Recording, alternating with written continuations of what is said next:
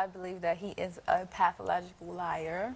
That's what I believe. Why do you think he's a pathological liar? Well, because the first one I would say is he told me his father had passed, so he was sad, he was crying, and you know, as girlfriend, at the time I was his girlfriend, and I was trying to be there for him. He's sad at this time. My mother's telling me, you know, he's sad, be there for him, whatever case may be. Fast forward to a year later, I'm at a family event, and his father's names get mentioned. So I said, oh, I'm sorry about the loss, and everybody's looking at me like I'm the crazy one. Now I'm standing there trying to persuade them that he's gone.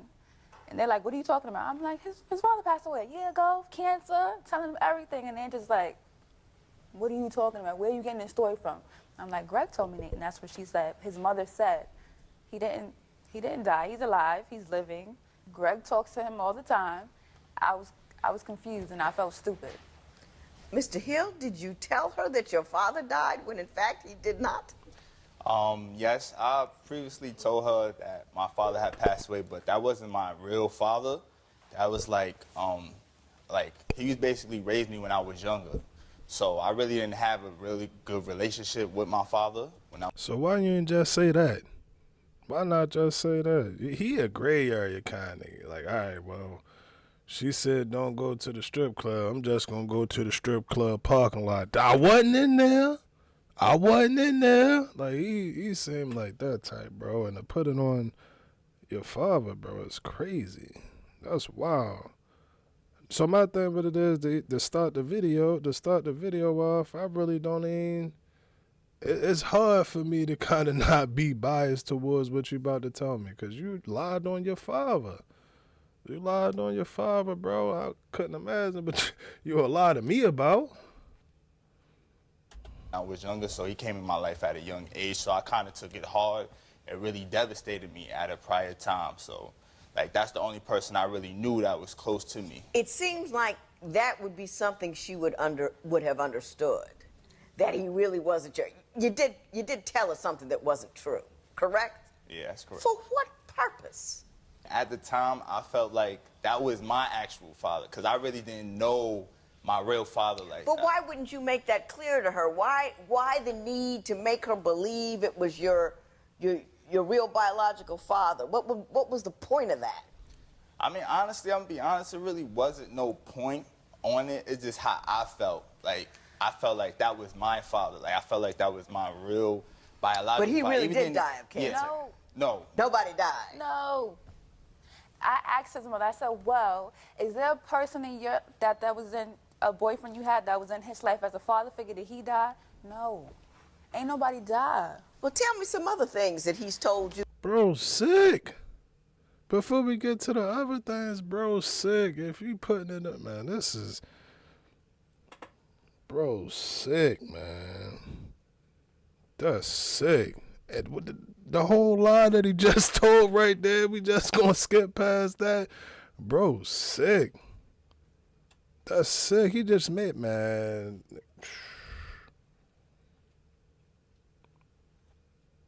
That scares me. When you can sit there and make up a whole lie and just come up with it, and it had to have been on the spot, or even if it was, I don't get it, bro. Why would you lie about that? I don't get it. That you later found weren't quite true.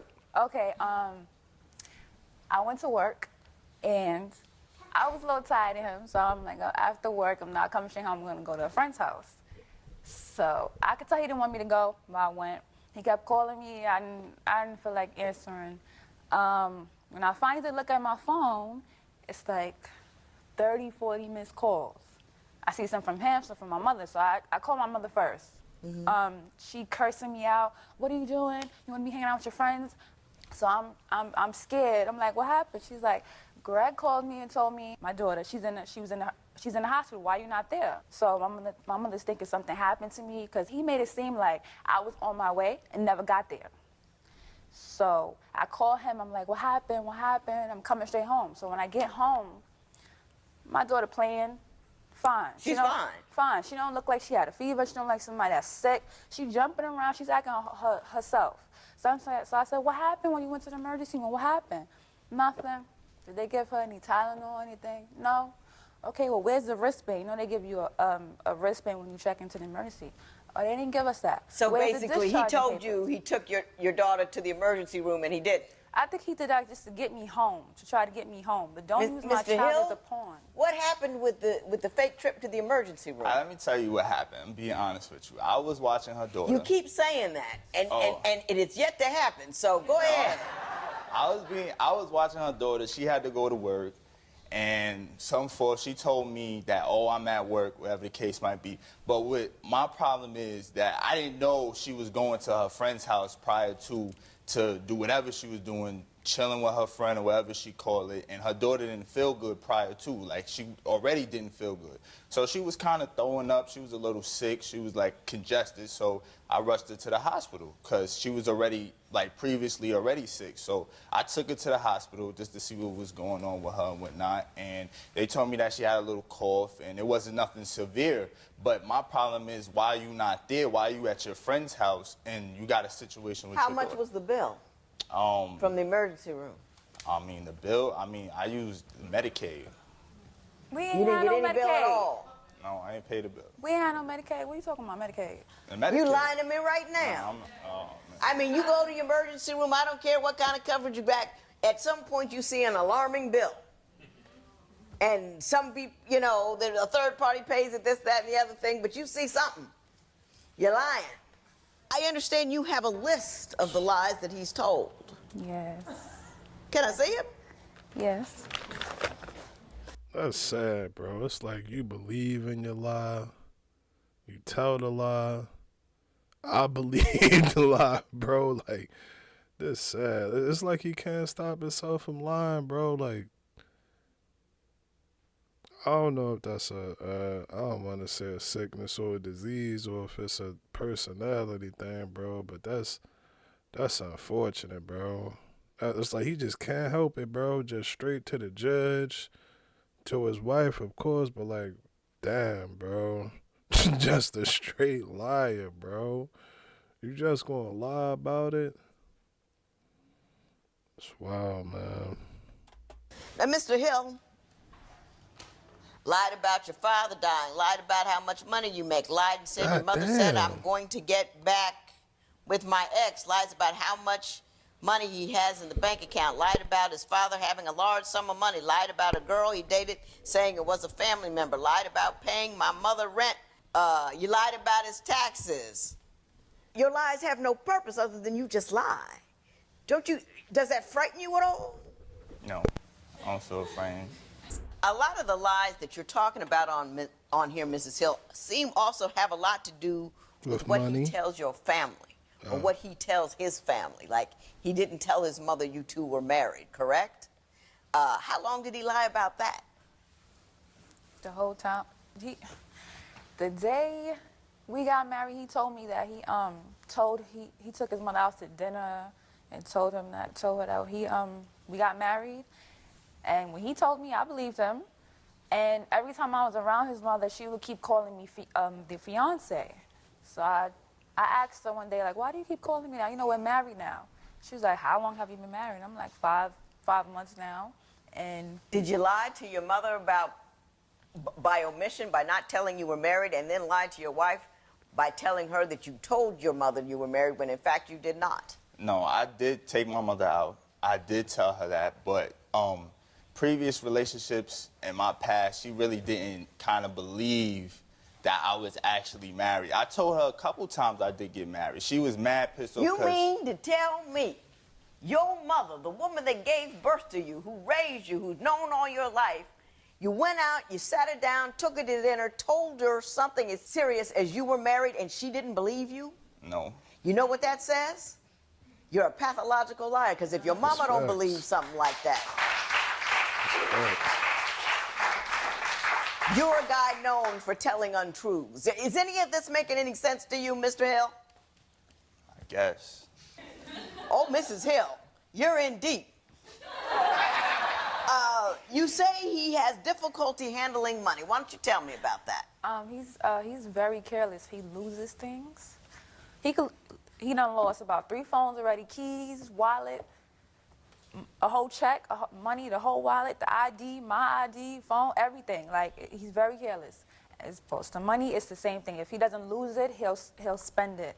When he buys things he's not supposed to buy, sometimes he'll buy me things too, so I can feel better, I guess. Like, oh, babe, I bought you something too. He ordered stuff online, still ain't come. It's been about 2 months, 3 months. No sneakers. Sneakers ain't come yet. I want to know where this money went. I want to know why you stuck around after you lost the check. What you mean you lost the check? That's worse than having a goddamn $738,000 check and your goddamn assistant spilling coffee on it or tea. Now imagine that. Imagine something like that happening, man. That's she has to be patient. She got to be the most patient person, down to earth, balanced. Like all of that stuff, bro. Cause I'd have lost it. She got a list of lies, a list of shit that he don't pay for. All right. Since you say you ordered these things, they have Are you not spending came here money yet. in places or on things that you're not telling your wife about? Like a couple months back, I had ordered some sneakers off the internet and it didn't come. But on her card, when she was working, I ordered off her card and the sneakers came. But when I used my big account, I guess the sneakers didn't come. And I placed the order for them. They still didn't come yet. So. Did they charge you? Yes, they did charge me. What did you do about it? Nothing. No, I called the bank actually, and they put in a claim for it, but it wasn't still processed yet. So I didn't get nothing back on it or return or anything. I don't know. Well, I don't believe him either. Don't worry about it. I mean, he tells long, convoluted stories, stuff that just really doesn't make any sense and it really doesn't happen. And I can see why you're here, Ms. Hill, and yeah. Mr. Hill, I'm going to quit picking on you for a minute, and I know you're glad about that. I'm going to move on to what you say about Mrs. Hill. You say that she is dishonest when she talks about who she is texting. Yeah. Why don't you tell me what your concerns are with respect to who she's texting and what she's saying? I'm going to be honest with you. Like, I went through her phone. I'm trying to tell you what happened. Like, I went through her phone previously, and she said that, all right, I don't text boys like that. I don't talk to them frequently. I have male friends. Okay, everybody has male friends. I was kind of being, curious. I went through her inbox, and I saw a guy send his private, part to her. And I seen her ex-boyfriend text her talking about, I want to hear your voice. And then it's another guy she had sex with. And I said, don't text him or inbox him no more. She still hit him up consistently 3 times. A guy that you knew she had sex with? Yes. After you two were together? Yes. Ms. Hill, was there such a person? That was before we were together, but yeah. Okay, as for Did he ask you not to talk to him again? Yes, he did. And you continued to talk to him? I said hi. That's it. Did you get a picture of some guy's situation on the phone? Yes, I did. Now, who sent you a picture of that? It's a guy that I know around the neighborhood. He sent me the picture. It was very randomly, and what he's not telling you is that I put him in his place, and that was the end of the conversation. He's not going to say that. I didn't see that part. And I ain't fail to know it was some random guy from the neighborhood. How many of y'all got y'all neighbor number? How many of y'all can name at least 3 of your neighbors who number that you got? That's cat, bro. She lying. Stop lying. Talking about that's something that you say back in the day, bro. That was like a 05 lie or 04 lie. She talking about somebody back in the neighborhood. Everybody on Facebook, Instagram, Twitter, and all of that other shit, bro. It ain't no in the neighborhood no more. Cut it out. She lying, bro. She's lying. Seen a picture. I don't know if she checked them or not. I did. Mr. Hill, there was a time I would have said to her, no man just sends you a picture of his nether regions on a humble. But I've been in this chair long enough to know people actually do that. Freaked me out. I can't call her out on that, but I can call her out on you got a boyfriend, an ex-boyfriend, he keeps hitting you up, you ignore him or you check him, you don't say hi. That's an invitation. He's looking for a response. He's looking for some kind of acknowledgement. You don't say hi. You just ignore him. You block his number, or you say, I don't want to talk to you. Don't text me, or don't call me, or don't inbox me, or whatever you folks do these days. You got that? Yes. Because that's a solid thing. You marry somebody, you put a real tight box around it. I mean, I don't, especially if it's somebody, that you say you're not getting enough sex, Mr. Hill. Because she got a box around her box. That's why. She said put a box around it. She got a box around her box. And how you supposed to get something if you lying all of the time? You can tell her, baby, I'm coming in the bedroom. Be ready. She might think that you lying. She might think that you lying. Or you could have been like, hey, I ain't going to joke about that. I ain't going to joke about that. Yeah, bro, but you a liar. Yeah, man. Gee. With the line, all right, we can get into it. I don't understand the point, bro. Like, I get it. Sometimes you might be put in a situation that's uncomfortable. And we all do it. We all tell Lord massive lies, white lies, whatever you want to call it, bro. Don't stop, knock it off. Don't act like you never have. Don't act like you never had. But what I don't understand is like the repetitive, constant, over and over and over and over and over. Like, he don't even know what he lying for. He don't even know what he lying for. He just do it just to do it. And for me, like I said, that's untrustworthy, whether it's a male or a female, bro. I can't trust you. I can't. And when I say trust, it's not just like trust, like, oh, you going to do the right thing or nothing like that. But I can't have confidence in you if I just feel like you always going to fuck up. To be honest with you, if you always lying, I just feel like you always going to fuck up. I don't like that, bro. I don't like that whole situation. I don't like it. Oh, God. I'm gonna be honest with you. Like, that's how I started. That's how I started off. I feel like in our relationship, in the beginning, it was hot, steamy. We used to have sex all the time. But now it's like, I basically maybe get sex probably like one time out the week. She work, I work, we both got a job. And I understand she has a child, I understand that, but... How young? She's only two. Yeah. So... And she works full-time? No, she works part-time. She works part-time? Yes. Mrs. Hill, are you coming in light on the loving? I am. And why would that be? It's not purposely, but I feel like we're going on 2 years. He should know what turns me on, what I like, what I don't like. What I don't like, he's on me constantly. He's on my back. Like, he's on me. Well, okay, so when it's the I time, I don't want you on me, right? I want to lay in the bed. So if he modified his approach a little bit, yes, would you be more willing? Yes, and I tell him this all the time. Give me some space. Let me come to you. Mr. Hill. Honestly. All right, honestly, I got a high sexual... With me, it's like I like having sex. So it's like, now that we married and everything, it's like I try to give my all to her, like sexual-wise. Like I always want to do something spicy, turn it up, keep it constantly flowing in the bed, Yeah, keep it and fresh. it's like I never had my chance to do that because she always tired. I'm tired. This. Now I don't want to hear that all the time. Like sometimes, like yeah, just hey, get in the game with me a little bit. I got you. Yeah. I got you. I understand. Yeah. Mr. Hill. Yes. The only time I asked you a question and you didn't say to be honest is when you were talking about sex. And I know what you were saying about the sex is true. Mr. Hill, you're losing your wife. It's hard to live with a man you can't believe anything from. Nothing. You calling about a kid sick in the hospital, didn't really go. That tears a woman's, any parent's heart out. You can't lie about that. You lie about grand things, about people dying of cancer and not telling your mother that you're married, or if you did tell her you were married, she didn't believe you. You've got a deep problem there, a deep and desperate problem that you need to acknowledge and do something about, because that's why she's leaving. I think she loves you. I think you're probably a good guy. I think you've gotten stuck. You got a really tangential hold on reality.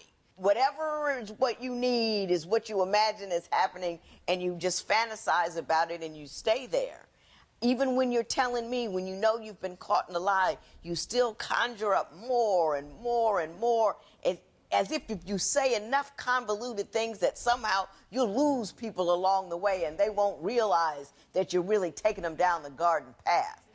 It doesn't work, and it's killing your wife. Just killing her. Not to be able to trust that when you say, I took your daughter to the emergency room, that there was something actually wrong with her. For you to tell that kind of lie is just, it's a little sadistic. To cry and say someone close to you died of cancer, that's sick, a little bit. And if you don't see it, you can't recover from it. And you need to recover from it. Now, you want what from me, $300? Is that what you want? Yes. $350, my bad. What for? Okay, if he tells me we have $350 in the bank account and I go out and I'm swiping away because I think there's money in the account. There was no money in the account, so there was overdraft fees. Do you have any documentation of the overdraft No. fees? I'm not going to ask if you did it if you didn't do it, because if you told her something and it was a lie, I believe her. You can't lie about money because money can't survive a lie. It's either there or it's not. It doesn't appear, and then that costs you money when you lie about money, because if you have money, you say you have money you don't have, the bank says, oh, you thought you had more than you did, I'm going to take more from you. And you end up deeper and deeper in a hole for no particular reason whatsoever, other than you can't manage to tell the truth. You can't stand the discomfort of being in a situation that's not going the way that you want to go. You've got to be able to stand the discomfort of, no, baby, I haven't got any money. Yeah, Mom, I married somebody that you preferred me not to marry. No, I just didn't come on time. Yes, I wish you would have come home instead of saying your kid was in the hospital, so come home. You got to be able to be uncomfortable and live so you can be an adult. I can't keep your wife from you, but I can't take $350 from you either. If I were you, I would find $350 and go see a psychiatrist with it. There will be no recovery in this matter. It is so ordered. Man, I just gave y'all the best YouTube outro in the world, in the algorithm. I had the best outro in the algorithm, bro. But it wasn't recorded. It wasn't recorded. That's like, what can I compare that to in your job? That's like not clocking in for work. That's like going to work and not clocking in. Like, you went to work and did all of that work and it don't count because you ain't clock in that day. That's what just happened, but it's all good. It's all good. No, but honestly, I was saying what I was saying, to be truthfully honest. I was thinking, like, when I make these videos, and we're going to get to the outro, but I felt, how did I feel? It was a sense of I felt satisfied. I felt satisfied, and I felt joy. I felt happy. I felt a lot of good stuff. I felt positive. It felt great because I was thinking, like, damn, when I make these videos, I love doing this. I love doing this. I absolutely love doing this. I enjoy it. I can do this. We know. We know.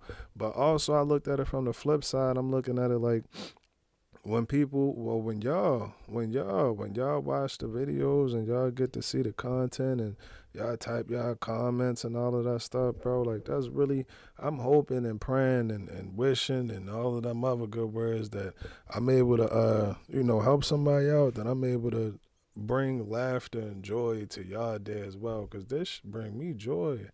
I get joy from this. I feel so mad.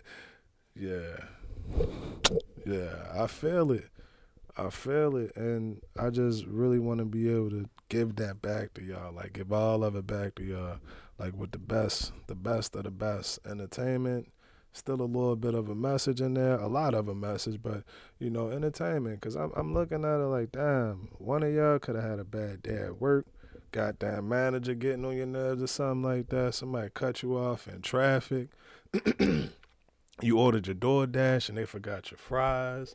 Kids might be acting up, whatever the case. The person who you made the kids with might be acting up. It ain't no telling, bro. It ain't no telling, but the goal, the mission, everything behind this is to bring some type of happiness and joy, bro. When we all get together and we had this time, when we get this time where you look at the bottom of this video and you see that bar getting close to the end, Like when it get about right there, you like, damn, I gotta spend another one. I gotta try another one. Yeah, that's the goal. That's what I'm trying to be and deliver that consistently. Deliver it consistently. So yeah, I had to get that off my chest. I had to. But as far as the outro go, bro was sick, man. That's sick. And I get it. I actually get it. I get it and I understand that. I understand that. My thing with it is in life, there are certain things that you can't change. You can't change who you are, bro. You can't change who you are. I mean, he can try. I feel like he can try, but I just feel like that's just a part of who he is. And again, I'm not sure if it's a sickness or whatever she said, but that's just a part of bro. Like I think he unconsciously does it. Like he not even thinking about when he doing it. With a straight face. With a straight face. And again, that's a danger. That's a danger. You get a call from bro talking about he at the hospital. He ain't really go to the hospital. Like shit like that. Like she said, every parent, man, yeah, flip out, lose your mind. Flip out and lose your mind twice. You've lost your marbles then.